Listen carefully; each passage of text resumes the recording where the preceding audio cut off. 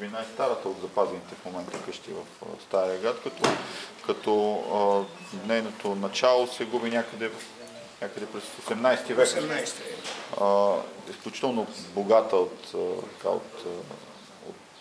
културно естество къща, от архитектура, с вътрешно завеждане, интериор.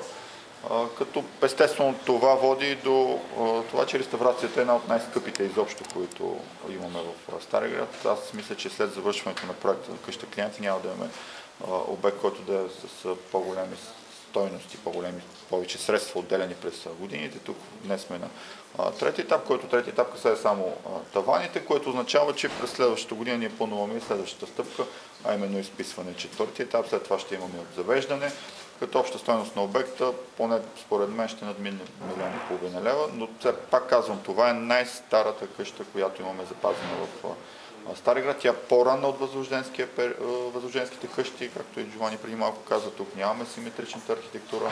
Тя е много по-различна и по-уникална сграда и много ценна за град Пловдив и поради тази причина вниманието, което отделяме през този мандат на тази къща, не са много целенасочено и много знаково за нас в контекста на обновяването на целия Старград и културната част, старинната част на града.